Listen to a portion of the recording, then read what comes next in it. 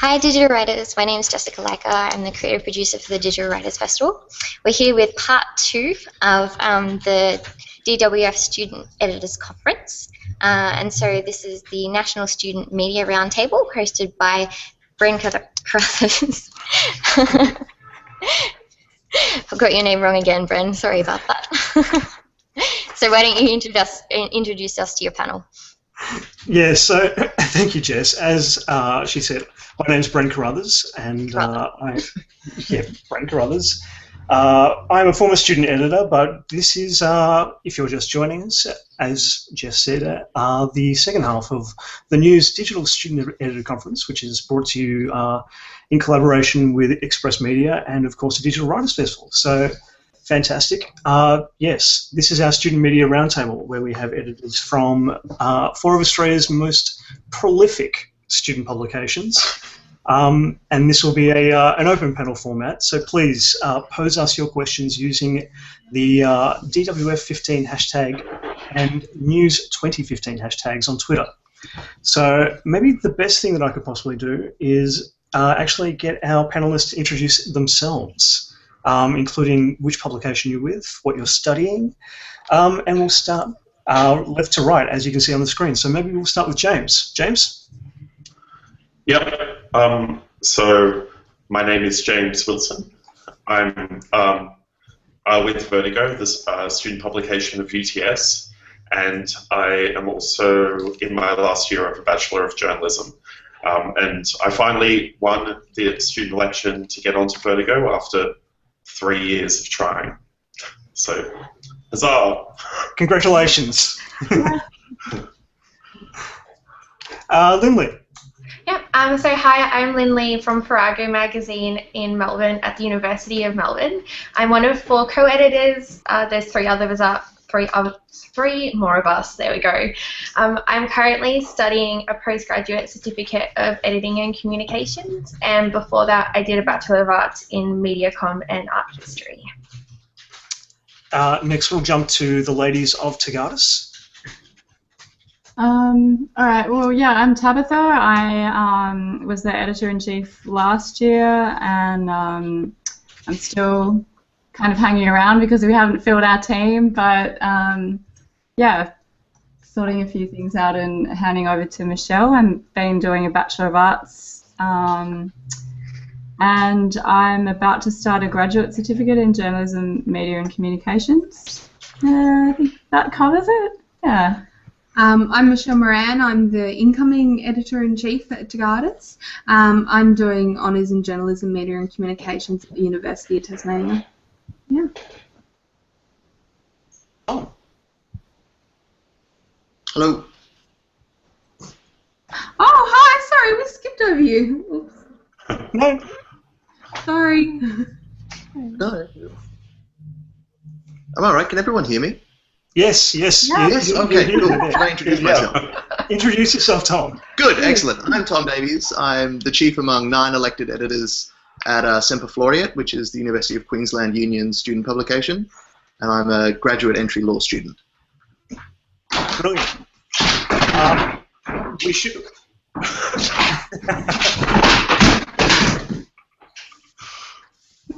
we should note that Tom is in Queensland. Things are falling apart at the moment due to the cyclone.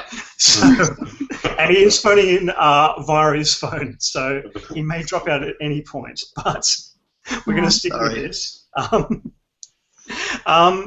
So I think it was kind of referred to when we spoke to Tabitha and Michelle there that we're all kind of working on very different time structures here.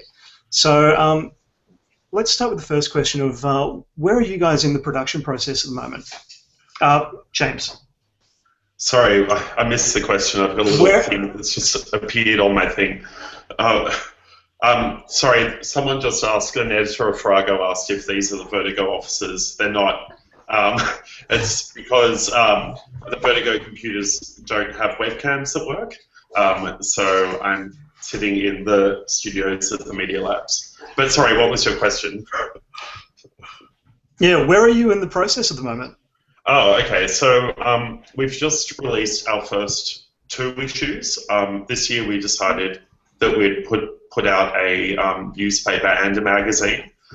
So I can show you what our magazine looks like. It's there. And that's 64 pages, including cover. And this is our newspaper, which is 24 pages and will be released fortnightly.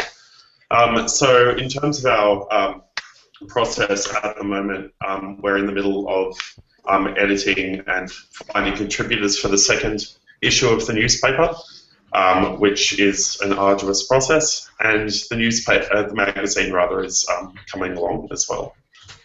Sorry for ranting. Sounds insanely frantic. Yeah. Lindley, why don't we jump to you? Right, so we don't have our first edition yet. It comes tomorrow. We're very excited, but I have taken a poster off the wall of our first edition cover as a sneak peek. That's glittery sticky tape, if anyone was wondering. It doesn't come with the magazine. You can buy that from the supermarket. So yes, and we're in the process of receiving pitches and commissioning people to do pieces for edition 2, and that closes in about a week. Cool. Tagardis, I think, because obviously you guys are in a very different position. Where are you at the moment?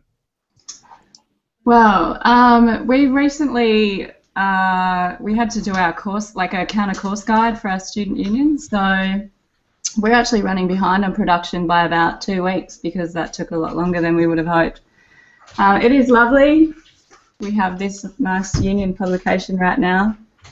It does look good though. Yeah, and no Tagardis to show. So that's something that, yeah, I'm hoping that we can discuss a little bit how you guys work within your organisations, because we were previously shutting down for 3 to 4 months over the holidays, and in order to get them to let us keep operating, I had to agree to do that.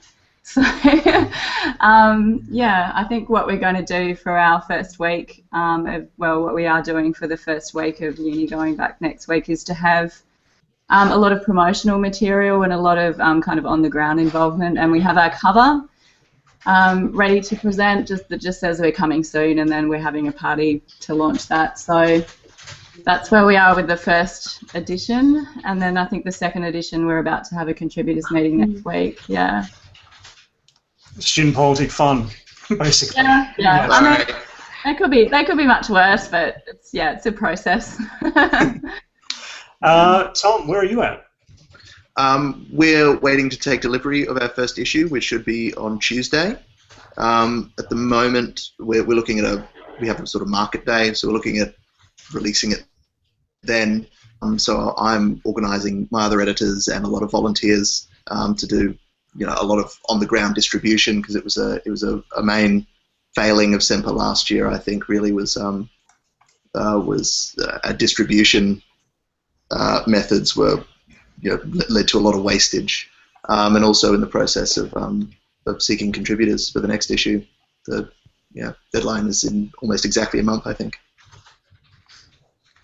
Brilliant. Now, James, obviously, I think with Vertigo in particular, you have made some significant changes. You've gone to a magazine and a newspaper format, which is pretty amazing, to be honest, that you're all willing to jump into the deep end over there. What other kind of big significant changes have you made since last year? So last year, the magazine, there were 9 issues of the magazine last year, which Hattie, who was in the last panel, was an editor of. And the year before, Hannah, who was also there for UTS, they produced 10 issues. So we decided that a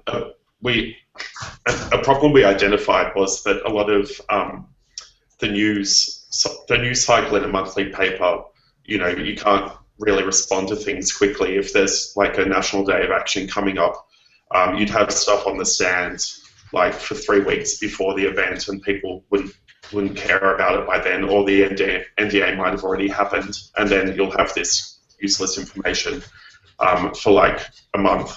So we decided to try and get the newspaper going so that we could respond to things more quickly and have more content around reviews and news that's relevant to UTS. But the magazine, on the other hand, will still have like long-form featured journalism and creative writing and art showcases. And so basically the newspaper is supposed to be more current, as you'd expect from a newspaper, and the magazine is supposed to have, you know, the really top-notch writing and art showcase work. Did that answer the question? Yeah, totally. Lindley, have you made any significant changes to Vertigo since last year? I think the most significant one for us would be quite small in comparison to what Vertigo have done, but we've changed the sections around. So the old sections in Vertigo were news, features, fodder, and then arts, creative, and opinion. And we decided we wanted to take a more thematic approach, so the magazine was organised rather than type of article by the theme of the article. So we've decided to go with campus, culture, we're bringing back the science section, which we're very excited about, and society, and also the creative section as well. And I suppose in a similar vein to James, we want to try and be more current with news on campus, so we're hoping to have a new website launched maybe in like a month or two. Tabitha and Michelle, I think this is kind of a more difficult question for you, but are you planning to make significant changes to how you approached Tagardis last year to how you approach it this year? That's not a difficult question. I mean, yeah. Well, last year we already went through some big changes. Tabitha took Tagardis from being a quarterly publication to monthly, which was something very big for us. This year we want to try and bring regular contributors in, kind of get a group together that can workshop each other's work before each magazine comes out, which will be good. That and put a lot more into our website, have a lot more current content going up onto our website, which should be up by a week. Yeah.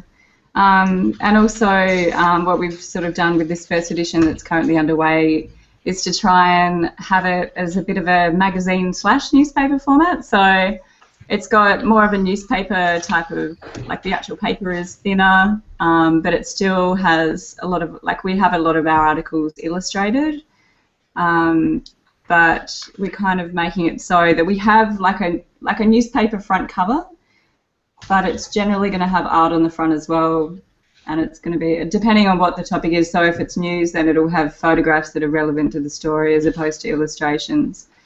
And we should have, you know, more people who are a bit more active in doing that. Like, I think what Michelle was getting at is that we didn't really have a reliable group of contributors because, I don't know, people don't seem to kind of be as competitive down here for the opportunities that they can get out of being involved in the magazine. So, yeah, big things. Yeah, try and build up those behind-the-scenes things as well. Yeah. And what about you, Tom? Because I know you've kind of inherited a publication from another faction. So I'm sure there'll be plenty of changes that you've made. What are some of the changes that you've made to Semper Floreat? It was more my predecessor, Max, who inherited the magazine from another faction. He did a really good job of rehabilitating Semper as something with some kind of intellectual reputation other than a guide to the sickest parties and free beers.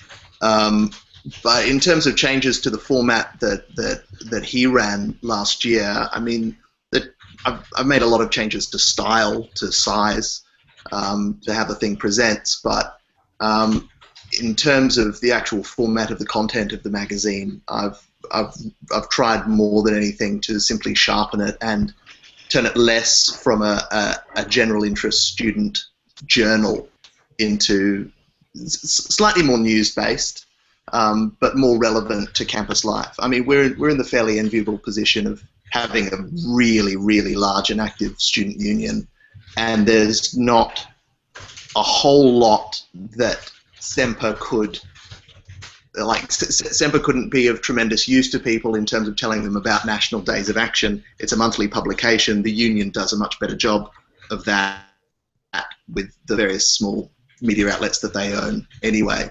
So I can sort of sit back and focus on getting quality content and making sure that it's as interesting as it can possibly be in a magazine format as opposed to a newspaper. Yeah, sounds very appropriate to what you need to get done as part of a student publication. In regards to kind of more broader things, have any of you introduced any other kind of big projects as part of your role or capacity this year? We'll go back to James again. So aside from the newspaper and magazine, which in and of itself is a large project and undertaking, we also purchased a brand new video camera, which is 4K compatible, and I don't know what that means, but apparently it's good. And so we got that at the end of last year, and we want to go out and film protests and film rallies. They're the same thing. I don't know why I said that. But film a variety of different things and try and do some satire and fake commercials and things like that. We all love Sean McAuliffe. That's basically what we're basing it on. So kind of that sort of stuff, as well as which will bolster our online presence, which, as Hannah and Hattie talked about in the previous session, they bolstered the online presence, and we'd like to add to that as well with some video content. Lindley, I know this is a very loaded question. I suppose the biggest thing to mention is that we are launching an online student radio station, and Bren is our station manager, so he's very involved and very good at what he does. And that will be launching, you're most welcome, that's launching on Tuesday at our launch party for the radio station. And it's been a really long process. We started looking for people who want to be involved with the radio station back in, I'm going to say November or October last year, and there's been quite a bit of interest so far that we're really pleased with and honoured, and hopefully once it's launched and we have next week, more new students will want to be involved. And the name of it is The Fodder. And alongside the radio station, the fodder also encompasses our videos, so a little bit with what James mentioned as well. We have new video equipment that we've managed to get a hold of, and people to organise the content for the videos, and hopefully something a little bit more regular will come up for that as well. Cool. I hope it does too, quite frankly. Let's go over to Gardis now. Do you guys have any big projects or programs on the horizon aside from a launch? Yeah, we do. I mean, I managed to save quite a bit of money last year and bought a whole package of equipment. We didn't have any equipment at all, so yeah, Michelle's going to get to do all kinds of cool things. Yeah, it must be the year for video content, video equipment, because we've got a whole heap of that we've just got in that we're looking forward to using. We've got our broadcast classes run by every second year here at UTAS, so hoping to pounce on some of the broadcast students and scurry them away and force them to make us some videos to go up online, which would be good. Yeah, and aside from that, I don't know, we're working on a structural change as well because we don't have enough staff, and we don't have any we don't have any kind of position within the union, so yeah, there's a lot going on. Tom? In terms of big new undertakings, not really, but we're looking at doing a number of small little things to try and engage much more usefully with our contributor base and even other editors of other publications on campus, like the Journalism Society has a pretty thriving magazine. So in contrast to in the past, we're looking at organising a lot of small events, especially out in smaller departmental school out west a little bit. We're looking at running small events out there to see if there is much interest in contributing content that's relevant to less commonly studied disciplines. And I'm also looking at doing at least 2 or 3 themed issues this year, which is something that hasn't occurred at Semper in quite a long time, I think. That might actually lead us quite well into our next question, which is about themed issues. I know that across a lot of student publications across the country, sometimes they tend to be very regular. The Un-Australian tends to come up quite a lot across multiple publications. Do any of you have any plans to actually bring in some themed editions this year? James? So our magazines will be themed as I understand it, but the newspapers won't be because there's not really any point to theme them. But in terms of collective Vertigo's, the women's department will be, women's collective rather, will be doing a women's Vertigo, which I believe will come out in September. And of course, there's the usual election one. But I mean, in terms of special issues, I'm not really sure. I wouldn't mind doing it. In saying that, it does come out of our budget, so it would be an interesting negotiation when that comes up. Lindley?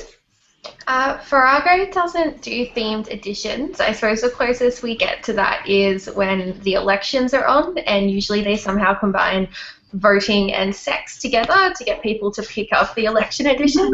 There's usually naked people or something to that extent, and that's the closest we get. We were actually talking about that in the last panel, where Sally White referred to the sealed section, and I think on that sealed section it said unsealed to see the biggest dicks on campus, and of course you open it up and it's the election guide. Yeah. How you get people to pick it up. Sex sells. Tagatis? Our first theme is kind of just around like new beginnings, I suppose. So there's some kind of art relevant to that on the front cover. There's a lot of careers information about sort of like we did a bit of a cooperative with the careers office with you know, making sure that people sort of get informed about graduate programs so they can hook up a job by the sort of first half of the year. Things like that. We had a lot of that kind of, you know, starting the year relevant information, things about O Week. So that was our first theme, and we still sort of yet to work out if we're going to do that. We had a requirement to do like affirmative action editions last year, and personally I didn't really like doing that so much. I mean, they were really, you know, really worthy topics, but it was just that all in one go, it tended to kind of, you know, only have a really certain appeal, and we did get a bit of criticism for doing that. So yeah, we're kind of probably going to consider that a bit more thoroughly this year, and we haven't been told that we have to do that. So yeah, it's all a bit up in the air at the moment. Probably not. It really relies on what people want to write for us, to be honest. So yeah, it largely does. And yeah. Tom, although we've already, you know, spoken on this, any specific topics on the horizon? Yeah, I mean, well, our first issue has the normal sort of welcome to university, useful O-week information, that sort of thing. It's funny that I think every other panelist mentioned an election issue. That's not something I think Semper's done since probably the early 90s. There's this. It was planned last year, and they sort of talked themselves out of it because there's this feeling that there's a kind of willful disengagement with student politics at UQ, which I'd really quite like to fight to whatever extent I can. So I'm very, very keen on doing a student elections issue.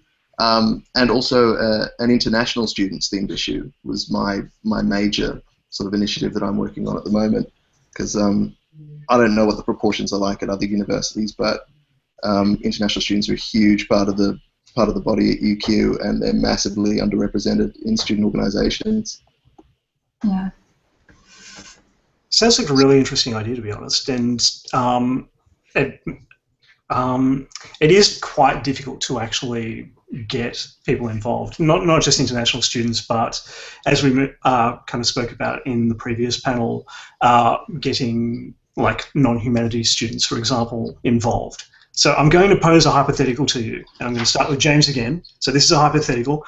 I am a super enthusiastic first year, and I want to get involved, but I have absolutely no idea what I'm doing. How do I approach you, and how would you direct me?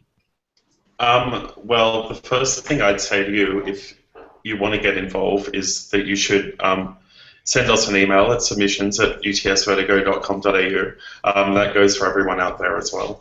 And then I would hope that we'd message you and try and set something up, give you an article that you might be interested in working on, and then basically it will go through an editing process, and we'd speak to people that submit an article, and then we'd say, have you considered this or that or whatever. You know, that'll happen a few times. If they want to come in and see us, that's totally fine too. Like, we are one of the largest, if not the largest, editorial team in the country in terms of actual editors as opposed to sub-editors as well, because we have 12 editors, and so there should be someone in the office most of the time, and if people want to drop by and ask us questions and see if we can help them out, we're happy to. So I guess that would be my answer. How about you, Lindley? How do I go to approach you? I suppose it would depend what they were interested in doing, but I think generally it's very similar, as we would give them our email address, or if it's easier, tell them that they can find us on Facebook, and all of our details of how to email us and get in contact with us are on there. They can send us an email to pitch an idea, or if you'd like to get involved to do photography or illustrations, you can send your art and your photography for us to look at and match with an article when the time comes around.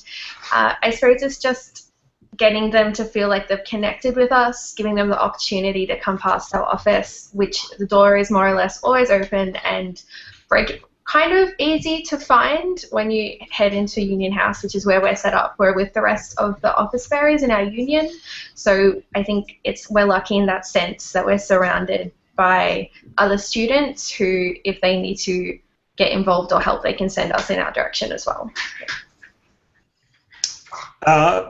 Michelle and Tabitha, I suppose you'll be looking for contributors very soon. How do I go to approach you?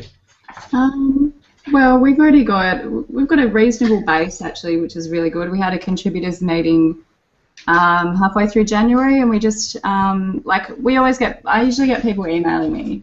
I don't think anyone's really, like maybe one or two people have Facebooked us last year, but they generally email, or we just always encourage people to turn up to the contributors meetings.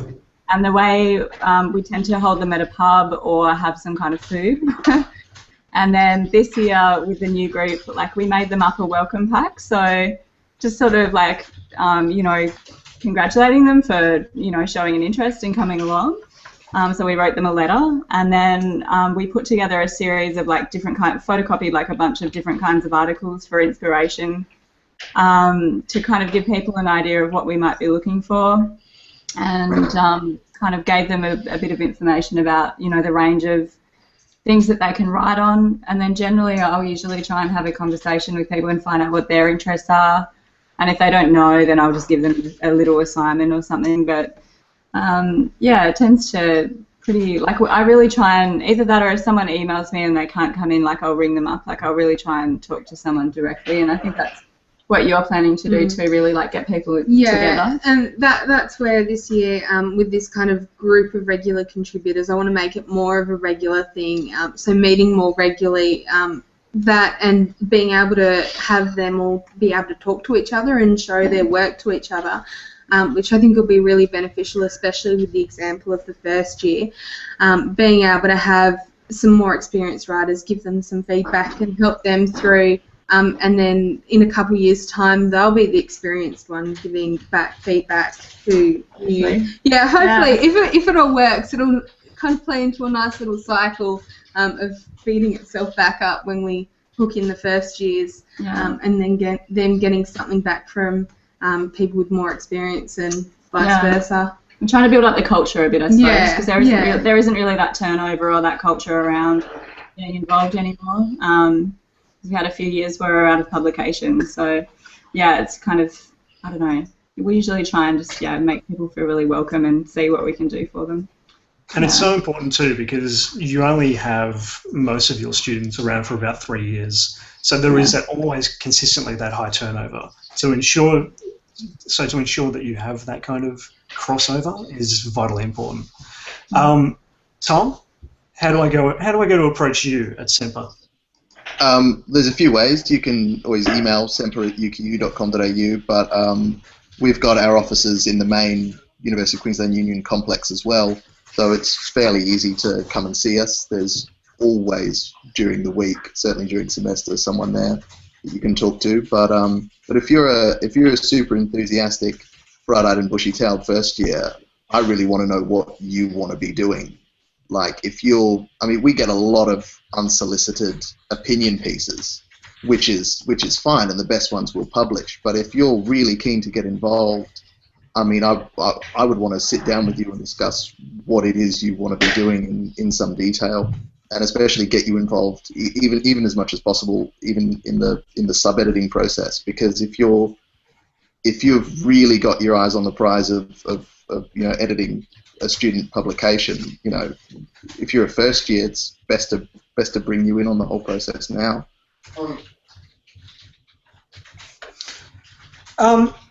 So maybe we'll start to talk about kind of how you operate within your university structure. So we've already talked about, for example, Vertigo is kind of starting their own radio station, and a few other things kind of across the board here. But do you guys have kind of standing relationships with radio stations in your area, or groups on campuses, or clubs on campuses, or other media organisations? Anything else in that regard, James?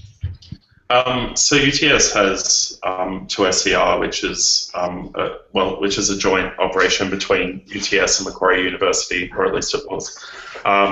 And so that's our radio presence on campus. That's not to say that we can't do podcasts ourselves, and certainly a lot of our contributors are part of the communications faculty at UTS and do their own podcasts anyway. So it's not as though we're never going to do that. In terms of reaching out to other groups, previous issues of Vertigo over the past couple of years didn't really have a strong clubs influence, and our ticket when we ran last year, at least maybe 5 of us were on clubs and societies, on the executives. We really made that a platform within our election. So this year we're reaching out to as many clubs and societies as possible and trying to feature what they do on campus, because ultimately they make student life happen at UTS, and so it makes sense to cover their events, and in turn they'll read Vertigo and all go back and forth and whatnot. Included in that, we're also speaking to different sporting groups at UTS, and we've reinstituted the sports page within the newspaper. Look, I'm not a great sports person, but I have a passing interest in sport, like most Australians, which usually involves me sitting on the couch and drinking a lot of beer while I shout at the TV. And I didn't see why we shouldn't report on that. So basically, we're trying to get across all the different departments within UTS, which haven't been spoken to as much before. Lindley, who do you get involved with? Well, as you mentioned, other than the new radio station, because our university didn't have one officially, so we thought that should be changed, and many of the past Vertigo editors have been, in a way, slowly working towards that as a goal, and it was a matter of it being the right timing to get it done, and I suppose that's this year. Other things as a group, we really wanted to work on was our relationship with the VCA, which is the Victorian College of the Arts. It's the campus that does fine arts, theatre, dance, everything down on South Bank. And we have a kind of presence down there, but it definitely needed to be improved, and a relationship with the students who we feel weren't didn't really know what Vertigo was or how they could get involved. We started to try and patch that up we've introduced an artist profile in Vertigo as a regular to showcase student musicians and artists and comedians and theatre kids, as well as when we were looking for contributors, we sent emails out to the people down at the BCA, their tutors, so they knew that we were looking for people to be involved. And other than that, with our student union, because they're in such close proximity and we have a really good relationship with the rest of the departments this year, we are in a really good position to collaborate with them and help them with anything that they would like advice on, or if we want to send a journalist down to one of their events to cover what's happening and that type of thing. So for instance, Indigenous Week or Red Sex and Consent Week and Mudfest, run by the Creative Arts Department, which is our university's arts carnival that happens once every 2 years. Yeah. Tagatis? Who do we link in with? We're really trying to link in with our fine arts school as well this year, so that they can kind of have a better understanding of, you know, what Tagatis can do for them as opposed to as far as promoting their work goes. And one of the ways that we're going to do that is our printer. They've worked on and off with us for about 20 years, and the manager there is going to sort of go and do some workshops with the design students and sort of sell them on the benefits of working with us and do a bit of networking. And I think you're going to try and set up, or we're going to try and set up some, have some industry professionals come in and do workshops with the contributors, so that we can kind of get a bit of a wider network happening and again create a bit of an incentive.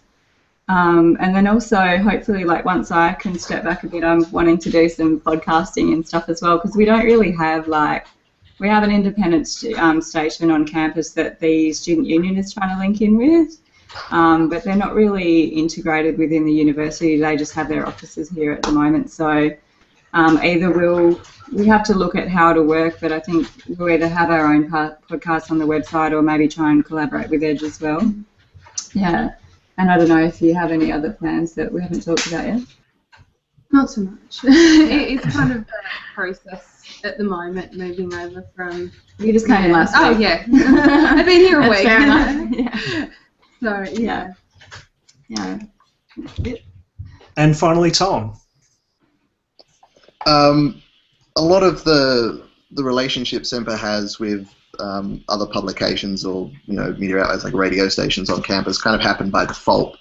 We have a huge journalism society that has its own radio station, which is just insanely well resourced by the journalism department. And we have a lot of cross contribution, like a lot of people who write for the Journalism Society magazine and do radio shows will also write for Semper. But if we ever wanted to do something officially collaborative with the Journalism Society, the journalism department would pretty much say, sorry, no, hard pass. We have a fairly good working relationship with a citywide radio station called 4ZZZ, which was originally owned by the union.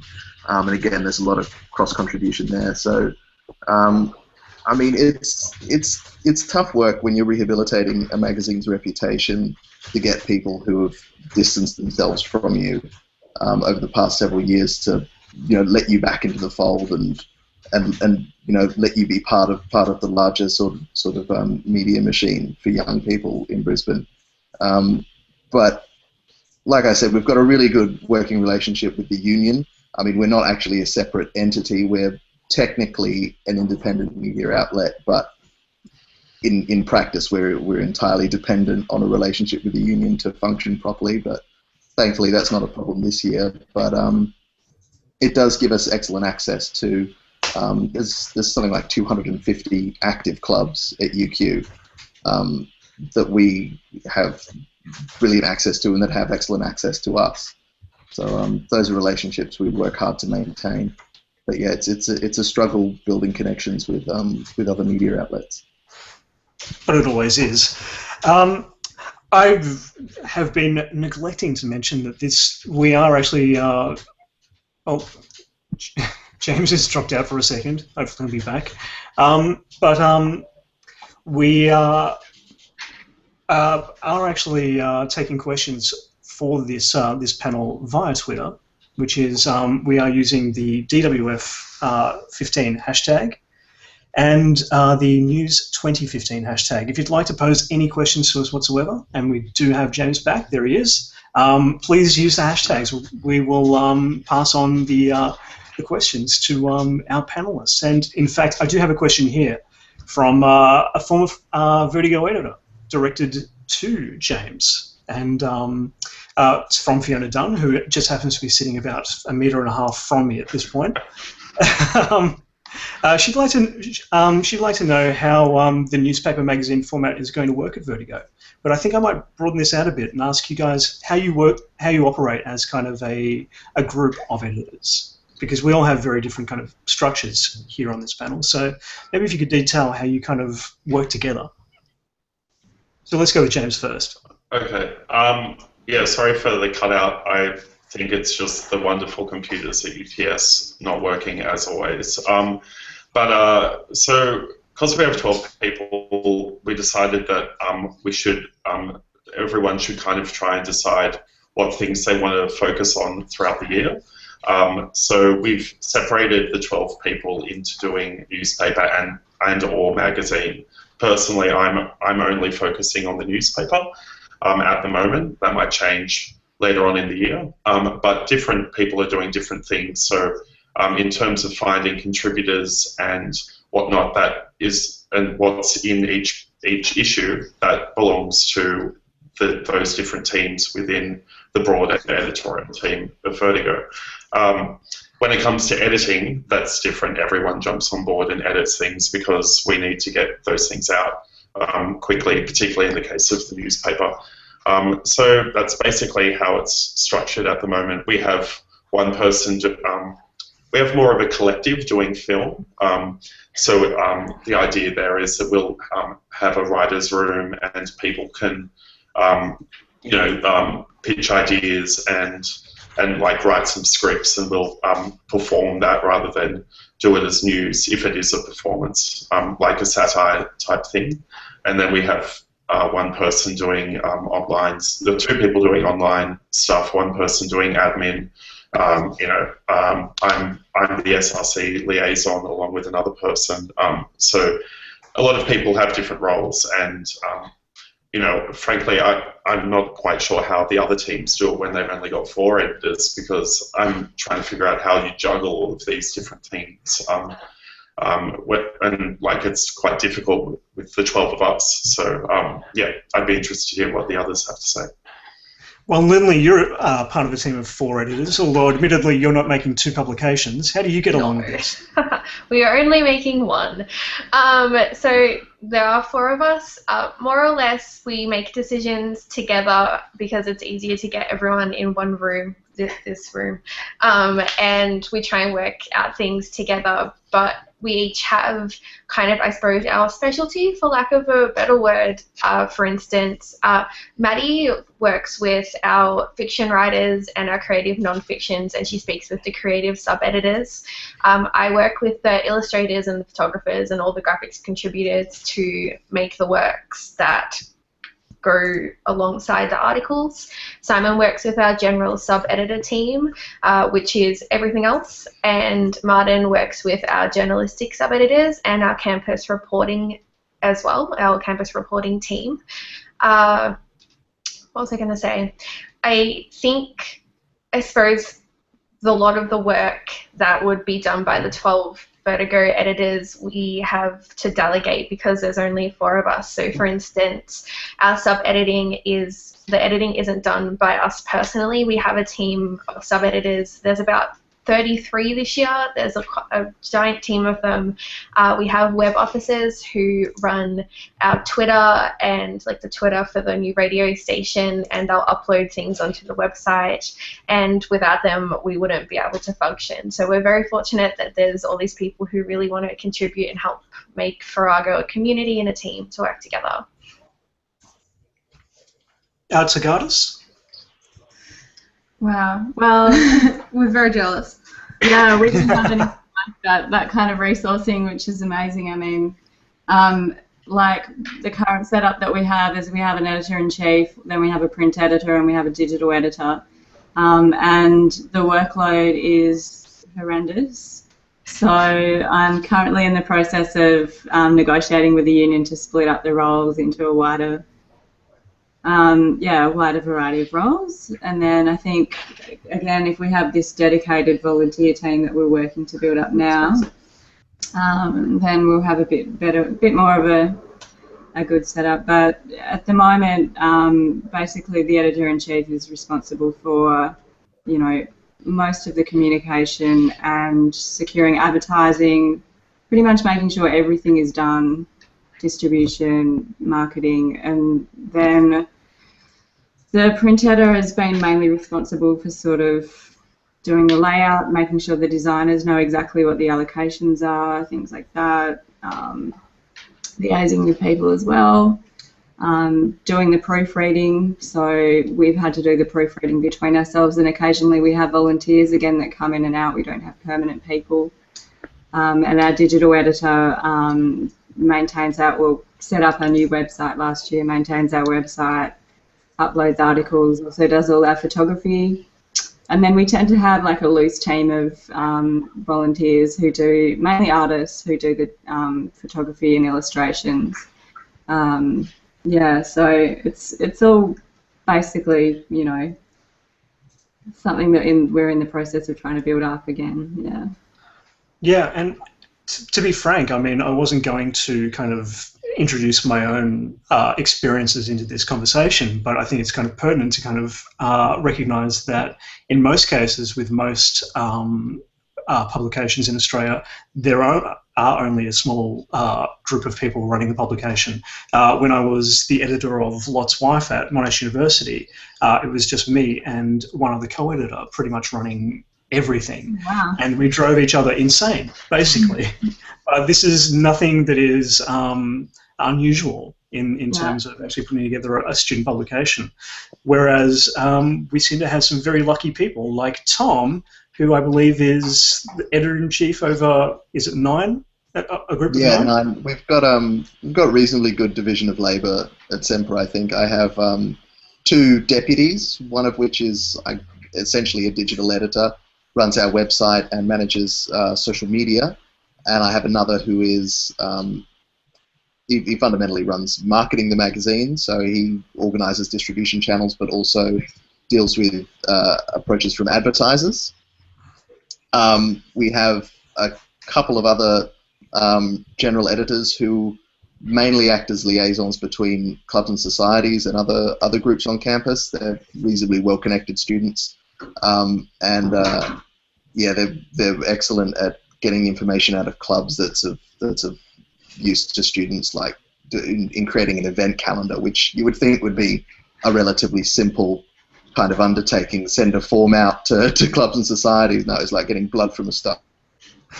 So they're good at that. And then the remainder are generally sub-editors. They're just spelling and grammar Nazis that will take a red pen to whatever I give to them, basically. So that's a brilliant thing to have. We have another question from Twitter. This is coming from your co-editor, Lindley. This is Martin Dittman, who, of course, has to be involved in this because he has to be involved in everything. And happy birthday, Martin, as well. As I said, we are taking questions via the DWF 15 and News 2015 hashtags on Twitter. So if you'd like to pose a question to our panel, please do. But Martin asks, what is everyone doing in terms of an online presence? And I think that's an interesting question posed to you as well, James, because obviously you're doing the newspaper format because you want things to be immediate. How does online fit into that as well? Me first? Yeah, of course.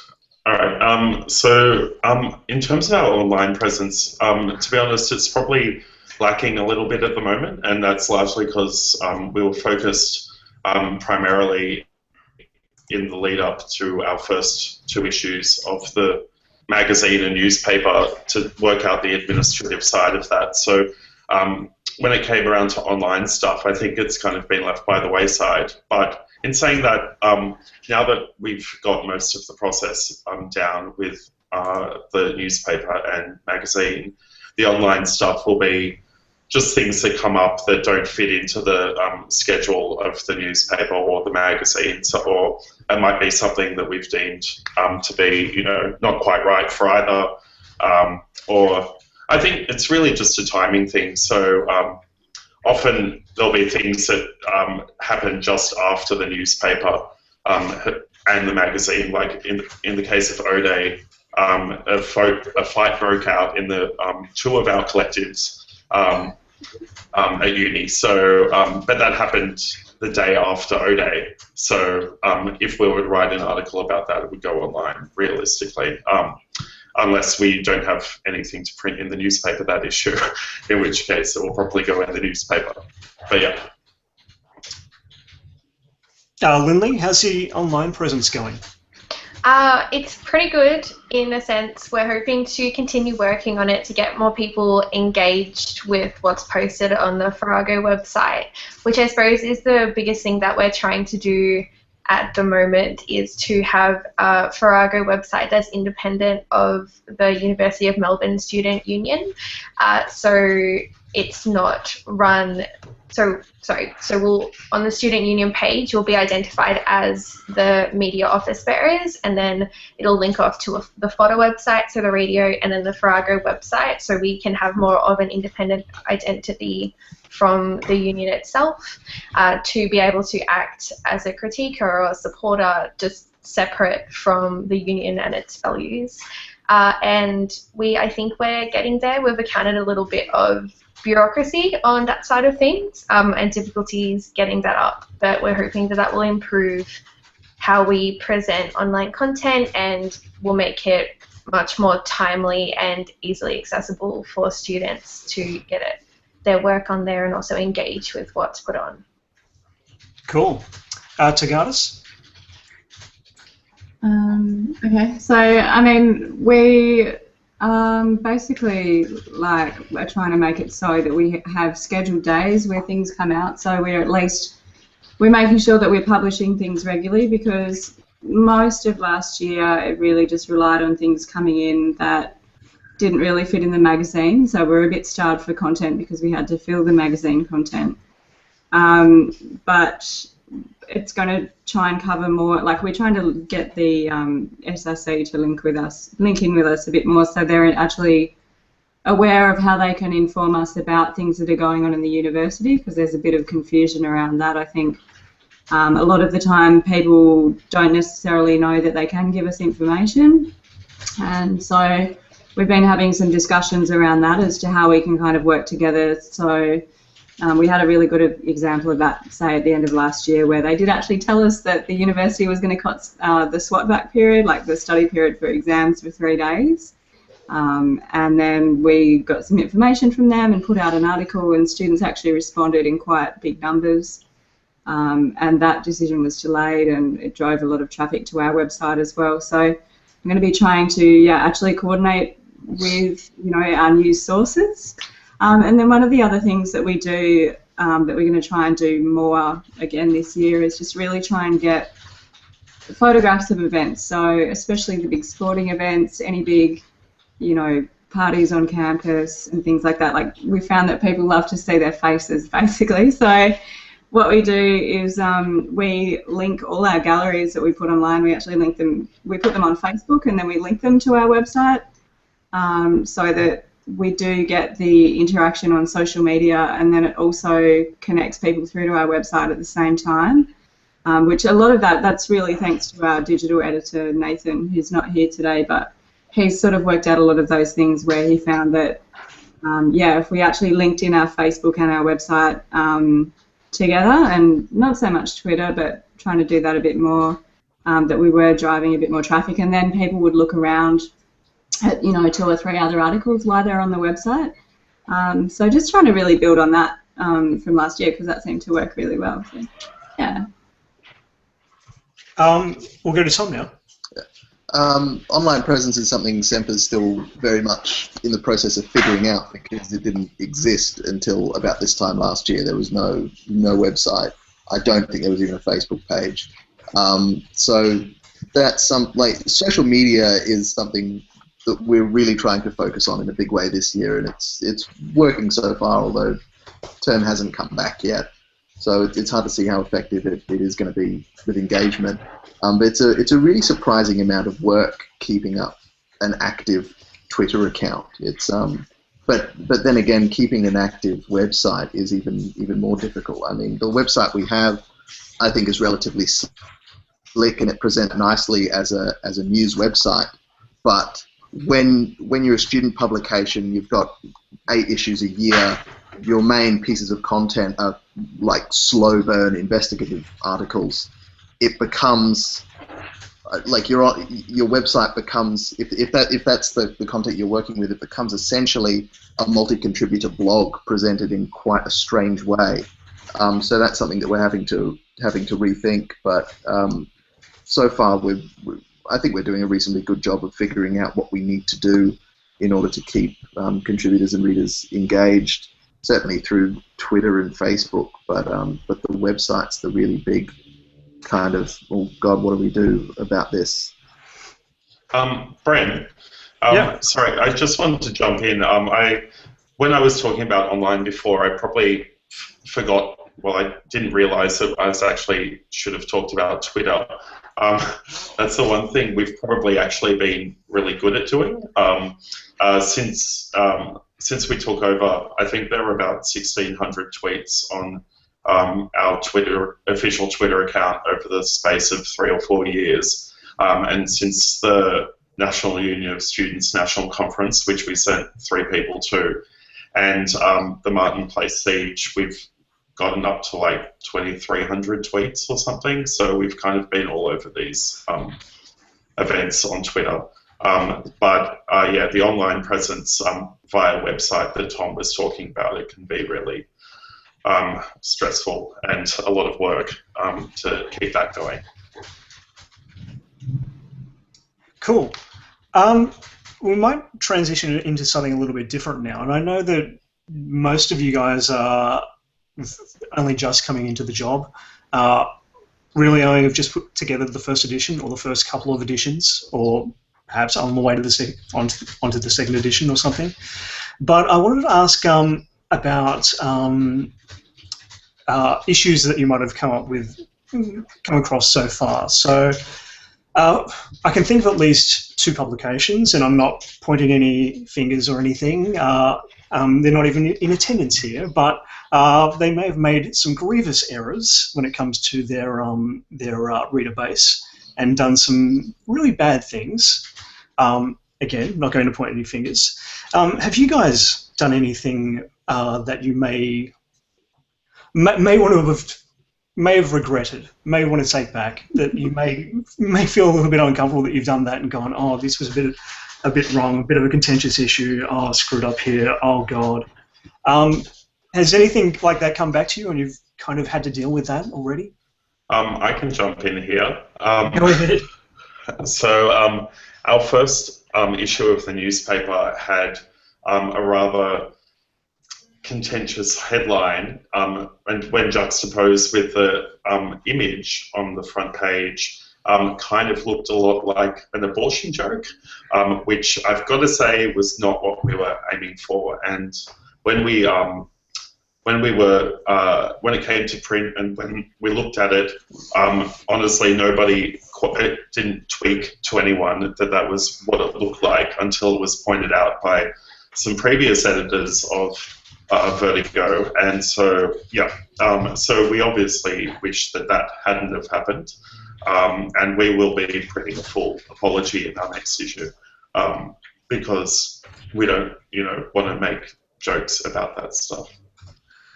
No, that's horrific. Lindley, yeah. Anything?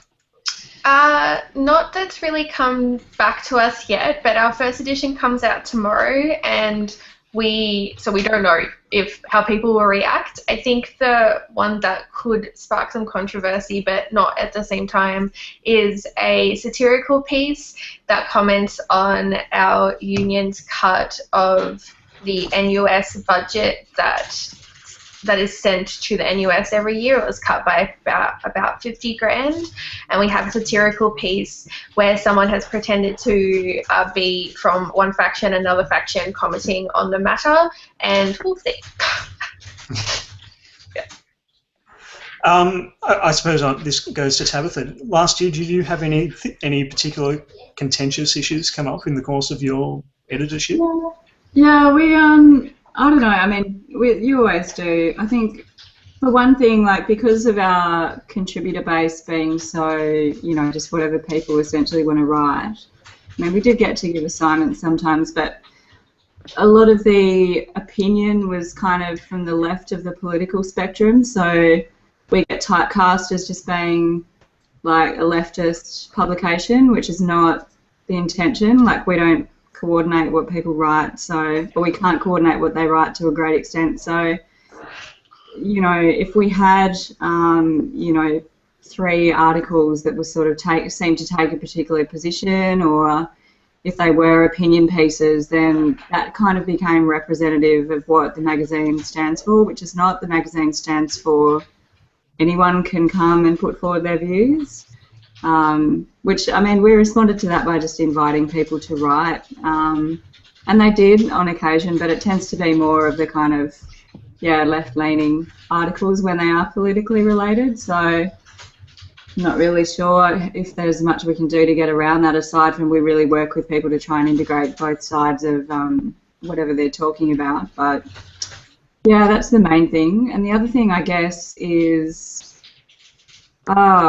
we had our state president was sort of removed from office almost a couple of times last year, and we had, you know, a large kind of, yeah, we had a political faction sort of coming at us on social media as well, and that was quite hard to shut down or hard to know how to deal with, because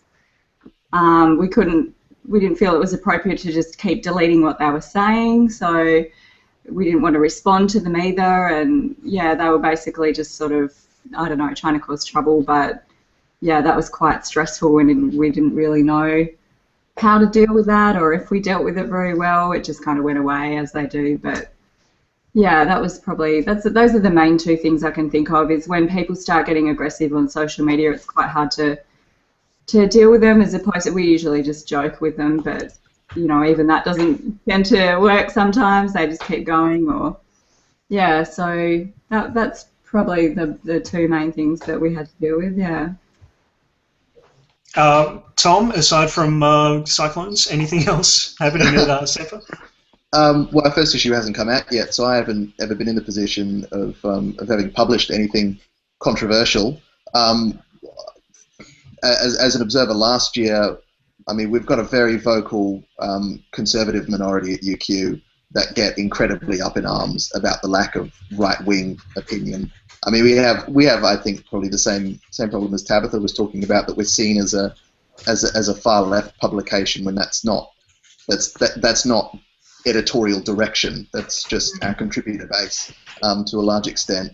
But we get some quite vocal complaints, especially on social media, about, you know, neglecting the views of ordinary students, which I don't think is the case at all. It's the views of quite right-wing students that we sometimes do choose to neglect. I mean, if I get an opinion piece which is essentially regurgitating Andrew Bolt's latest rant and talking about how awesome he is, like, I'm not going to publish it for fairly good reason, and I'm going to feel justified on that. But we have an enormous Facebook group called UQ Stalker Space, which just lights up with anger when we say, no, go away, that's silly, we're not publishing that. So, I mean, that's in a way a thorn in our side, but it's getting better, I think. Can I just comment on that, actually? I've just started publishing those pieces as they are. So, you know what, if you want to tell people that, like, please do, because that's representing you. You know, we represent everyone, so I actually just started publishing them. And, you know, their audience agree with them, other people mock them or don't say anything, and it goes away. So, yeah, I don't know if that's the best approach, but that's what I started doing because it relieved the criticism from us. I'd be happy to do that if I had unlimited space, but I'm not bumping, you know, a well-researched article for some on the website. tirade. Yeah. two very different ways of actually dealing with this. We are almost going to run out of time. I'm just going to say once again, if you would like to pose a question to this panel, if you'd like to use the DWF15 or News 2015 hashtags on Twitter, please do. We might have time for one more question, but we are getting close to the end of time. We were talking quite a bit there about student politics, really, and I just wanted to quickly kind of ask you guys, because it differs so significantly from university to university and publication to publication in the appointment process, how did you guys get into your job?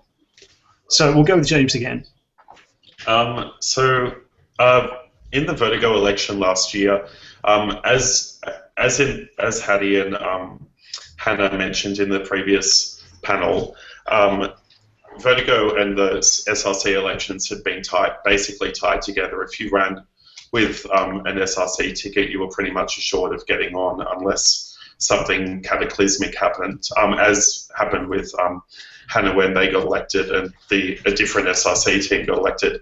In our year, essentially the two main factions that usually did battle against one another decided to run with each other, and they blocked support from any Vertigo ticket. So this was probably the first election in quite a long time where the Vertigo, the Vertigo tickets didn't have any direct support from any of the political tickets, which made it an interesting election, to say the least. And in terms of the result, we got in, but we scraped through. It wasn't a massive thumping or anything. But our election did throw up a few surprises. Because it was basically two concurrent elections going at the same time, there were actually less informal votes for us than there were for the president. And for the SRC, more people actually knew that they were voting for the student paper than the actual student politicians, which I think is good.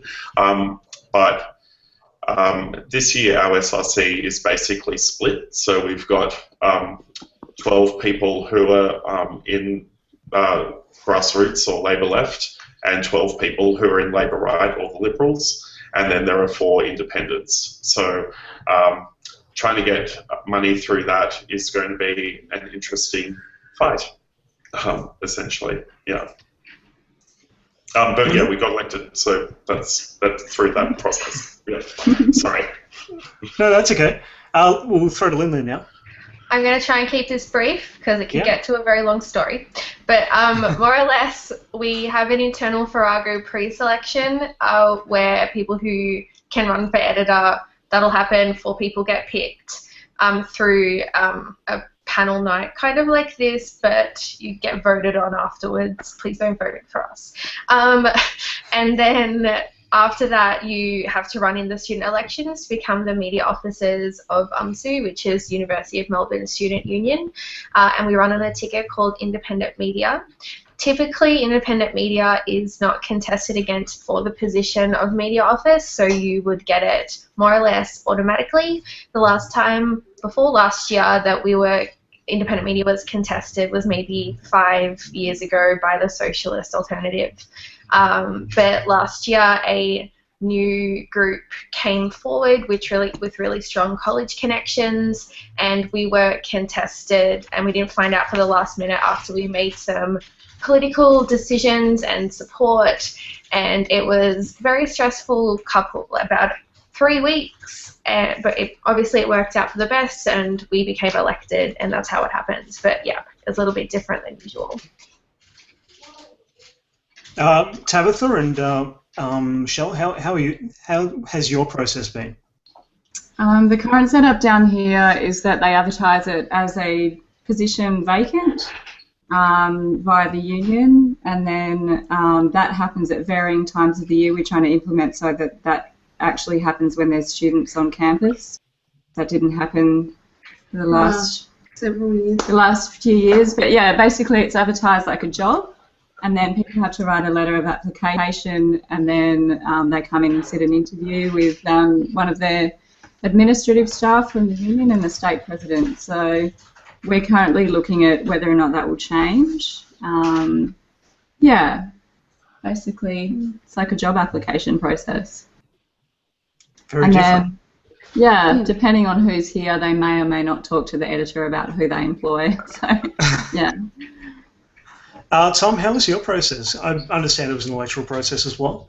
Yeah, we're directly elected as a team, and it's pretty inextricably linked to the political parties, to the executive elections. I mean, you could in theory run an independent Semper ticket, but its odds of success are incredibly small. With the sort of constitutional ballot structure we have, you essentially, I don't think it's ideal, but you essentially vote a straight ticket, and the political parties kind of assemble their Semper tickets from student journalists and hacks, and then the positions within the Semper team, like chief and deputy editor, are simply elected by the general editorship, the 9 of us. So how did you come to be the editor-in-chief? I stood for it. I was unopposed. I just stuck my hand up and said, "I'll do it." And, that was it. Easy as that. Yeah. We are running slightly over time, but I'm going to pose one last question to you all. Do you have a little bit of a sneak peek of what might be coming up in the next edition, or in James's case, the next 2 editions? I can't speak about what's in the next magazine edition because I'm not entirely sure, and the planning on that issue hasn't started yet. In terms of the magazine, in terms of the newspaper rather, we'll be looking basically at O-Day, what happened there, the celebrations and all of that fun stuff. There'll be our clubs and society section, sports section, our satire pages, which we've renamed Rear Window because of the multiple ententes present, calling it Rear Window on the back page. And anyway, so we'll be doing all of that. Really, at the moment, we're kind of focusing more on our 3rd newspaper issue because it will come out just before the state election, so that will be a large sort of state election themed issue. And we're trying to get in contact with the political parties, which is a chore. Always a chore. Lindley, what's going on in edition 2? Well, I suppose I'll just go with what's on the cover that we've written at the front. It says cats. We have a for and against section, so we've got 2 quite funny writers talking about for or against cats. I'm very biased. It's for cats always. We've got social justice, so one of our new writers talking about social justice online through Tumblr and Twitter. And then the 3rd one is just drugs, and we've got 3 pieces around that thing, so sniffer dogs at festivals, the ice epidemic in Horsham, and also a 3rd one that is escaping my memory right now. Yes. Tagatis, you'll be have a little bit of content for your 1st edition already lined up. Yeah, first edition's already it's in the design process, so it's all the content's gathered. It's a lot about campus news, sort of starting out the year, there's like a feature on a new society. We have a ski club this year. Things about like new start to the year, and then I think next one is still yet to be planned. So that's all we can say. This week's job. Yeah. And Tom, are you into edition 2 already? Yeah, we're gathering content for edition 2 already. Our 1st issue's an extended O-Week edition, so there's a lot of information in there, especially for new students, which I thought was useful for them. There's a fairly hefty section that a bunch of us wrote, which was essentially we sat down and said, what do we wish we were told in our 1st year? So that's a big chunk of the magazine. There's a kind of regular features section. There's a few really good investigative pieces. There's some solid opinion, not quite as much opinion as in previous issues, but it's there. And we've got a much larger review and creative section than we've had before. Brilliant. So I think that pretty much covers it. Thank you all for joining us. This has been James Wilson from Vertigo, Lindley Evis from Farrago. We have had Tabitha Fletcher and Michelle Moran from Tagatis, and Tom Davies from Semper Floreat. Thank you so much for joining us. You've been immense, and thank you more broadly for joining us, viewers. Sorry, I have been doing this for the past 2.5 hours. I'm fatiguing you a little bit, but thank you for joining. Thank you to the viewers for joining us, and from a personal perspective, thank you to Connor, Jess, and Fiona Dunn, who have helped kind of stitch together this little experiment in online panelling. And I hope this has been a fantastic experience and kind of elucidated a few things for both student editors and anyone who's interested in student media at home. Thank you. And I'll throw to Jess. Thank you. Thanks. Thank you so much, Bryn. Thank you for a really excellent panel. Thank you everyone who joined us for the National Student Media Roundtable. So special thanks to Bryn, James, Lindley, Michelle, and Tabitha, and our viewers as well, and Fiona and Martin for tweeting along, as well as Express Media. I hope you've enjoyed this event as much as I have. It's my last one for the festival, so it's a pretty good way to finish. Thank you so much, guys. Thank you. Thanks. Bye. Thank you. Bye.